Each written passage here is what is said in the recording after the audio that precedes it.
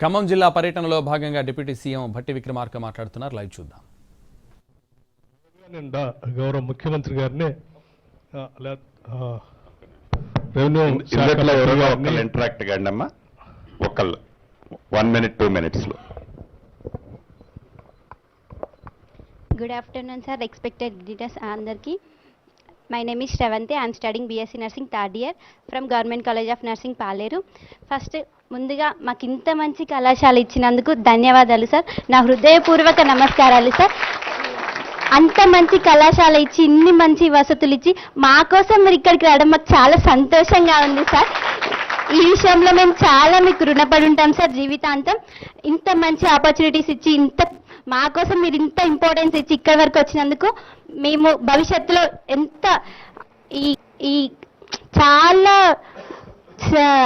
సమాజానికి ఆరోగ్య సేవ చేస్తామని ఈ సభాముఖంగా అందరం ప్రమాణం చేస్తున్నాం sir. Thank you sir, thank you so much sir. ఇంత సార్ మీ నాయకత్వంలో ఇంత మా మీ ఫ్రెండ్స్ అందరు ఒప్పుకున్నట్టేనా? ఒప్పుకున్నాను సార్. మరి గట్టిగా చప్పట్లే కొట్టట్లేదు నువ్వు చెప్పిందంటే. Thank you so much sir. Thank you so much sir this valuable opportunities for. గౌరవ ముఖ్యమంత్రి గారికి, ఉప ముఖ్యమంత్రి గారికి, ఇన్ఛార్జి మంత్రి గారికి, ఉత్తమన్నకి, అధికారులు, నర్సింగ్ స్టూడెంట్స్, మీడియా మిత్రులందరికీ నమస్కారం. చాలా సంతోషం.